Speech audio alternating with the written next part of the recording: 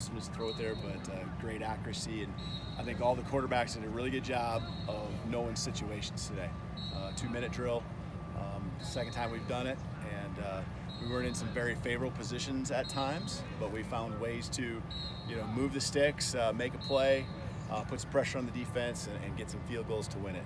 Coach, there at the end in the 2-minute drill, Mike had to make a play on 4th and 10, or I think it was 4th and 10, and then you guys scored, and then Peyton came back and had to make some throws. I mean, those are kind of the bullet live situation. How valuable are those reps for those guys, when you get out on Saturdays? They're huge, and what you're seeing receivers and quarterbacks gelling, like knowing based on where the defender's at, where the quarterback might try to throw the ball, when they're going down the field, when they should turn and look, and the timing of when the ball's going to be thrown. It happened one time where we weren't on time, but there was so many today where we did a great job, and that timing is coming together. Again, I can tell the guys worked their tails off this summer, all the positions, and we're focused on the quarterbacks right now. I love where we're at right now. Coach Michael seems real comfortable with throwing those out routes and those long balls. How do you feel about his throws over the middle and such? Is he showing the same amount of confidence there? Yeah, I think so. Those are, as long as we're not throwing it late over the middle, but when he's on time, he does a great job. His completion percentage is right where I'd like it to be at this point. He didn't take any reps team-wise this spring, so where he's at and the progression he has, and the direction he's going, it's really exciting. Has it been tougher or different for him in terms of getting used to certain things because he wasn't able to do some of the really live stuff in the spring that you saw? I think the biggest thing is just when there's a pressure check or a blitz check or some of those, any check actually, he was never in that situation this spring, and so more of the mental part of it, because once he can just play ball, all those things take over, all those natural instincts. So it's more of the checking, and it's more of the communication with the offensive line. If he's changing something, he's got to let the receivers know. It's that process, that procedure that we have of going through a play call. As you evaluate quarterbacks, what are like the 3 or 4 things that are most important to you? Yeah, the fundamental things, okay, so, throwing the football, the arm talent, all that kind of stuff, but, in the end, it's just a team believe in you, and it's a matter of just doing it over and over and over again and being consistent, and I think, Peyton's got that work ethic, he's got that tough-minded mentality, and I think you're seeing Mike develop that, and Jack's the same way. They know that I'm loving them up, and I'm in their corner, and I'm fighting with them, locking arms with them. But also there's going to be times where I'm going to try to put some pressure on them, because when they're in a stadium with 100,000 fans, it's them, and I'm in the press box, and I can't be out there holding their hand.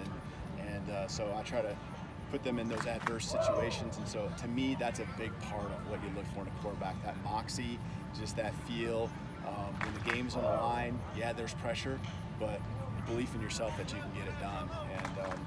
And just as you do that, the team's going to buy into you, and then that's when you have great teams, great defenses, great quarterback play, and offensive line. Here we go. You guys have a time frame kind of in mind as for how you want to make a decision or when, or you want to let it play out a little bit? We've got to let it play out a little bit. I don't want to stick to something and then not be able to hold to it and make a bad decision and things like that. So we're talking about it. To be honest with you, we wanted to let the first 5-6 practices happen here, kind of see where we're at. We track every throw. The quarterbacks see it all. We're communicating with them. We're not, it's not a secret. We're all in this together. And so right now, this is good. We get 6 practices under our belt, and so we can kind of evaluate where we're at, not just at quarterback, but all the other positions as well. And some guys have done a really nice job. And we've been very consistent as a whole offense. So do you grade them each day and then sort of like let them know? Do you grade them each day and let them know, okay, here's how you did on Monday, here's how you did on Tuesday? Yeah, they know the corrections, they know their completion percentages, all of that every single day. Yeah. And then we do an evaluation for the full offense too. Turnovers, sacks, drops, explosive plays, all of that. So penalties. So. Yeah. Coach, you talk about the overall offense at this point, where you see them at this juncture.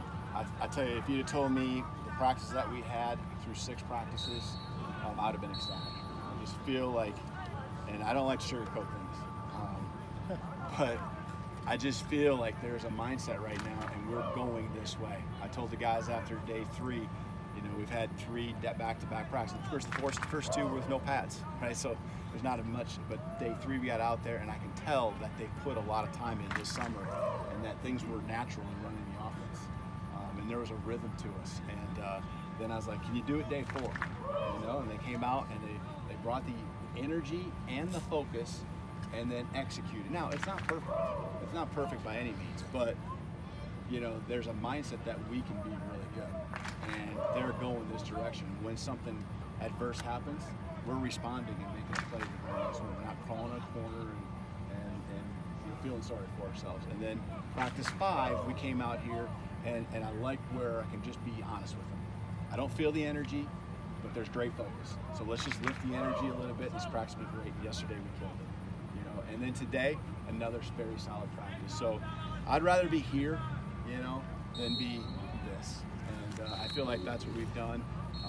You want to step on the field and know what you got each and every day. And I feel like our guys have done that. Stevie's his numbers from last season speak for themselves, but where is that overall ground game? And are there maybe some guys that you're looking at to say, when Stevie isn't in the game, we really need you to be able to step up and give us quality carries? Yeah, that position group is really interesting. It's strong and it's very diverse. You got Cole Guest with the speed. You got Stevie. That's kind of a combination of both. You got Samson James, who came in yesterday and was phenomenal. With the physical aspect of it, and in between the tackles, and every guy has kind of had their time to shine. And Stevie's was today. I was really interested to see in a live setting. He had one guy to beat to finish, and he beat that guy. He didn't let him get him at the legs. It was right along the sideline, and it was really cool to see him finish that play. I was anxious to, see do we out and got it and finish, or is he just going to get there and go down? We got to go play another play. And those explosive plays are big difference makers, because when you get inside that 10-yard line, it gets harder. So all those running backs have done a nice job. They all got a little something different. We're still evaluating that. There's a couple things done with each guy that I still don't really have a great feel. Who was really good at catching the ball out of the backfield. Things like that. But I like that position group a lot. Who's been the most pleasant surprise on the offensive side for you? I think, you kind of working different up front. You knew what you got with Coy. He's been super solid with Simon and the seniors, Hunter. I think Kreider and Caleb are way better than they were this spring. Okay, especially Caleb, because he's just a much different player. And Caleb up front on the offensive line, and then it's just it ain't surprising. It's just I've gotten a chance to see guys like Juan play, because he didn't practice this spring. I've got a chance to see Cole play, so I've seen the tools they have. Cole, when he gets out in space, I don't know if there's anyone faster, and so using his speed, it's been fun to see that. So the receiving core has been super solid. Yesterday, as a whole skill group, we didn't have one drop the entire day. The day before we had one, and that's I'm talking Skelly 7-on-7, 7-on-7, and team reps, and so that consistency we have throwing football right now is really cool to see.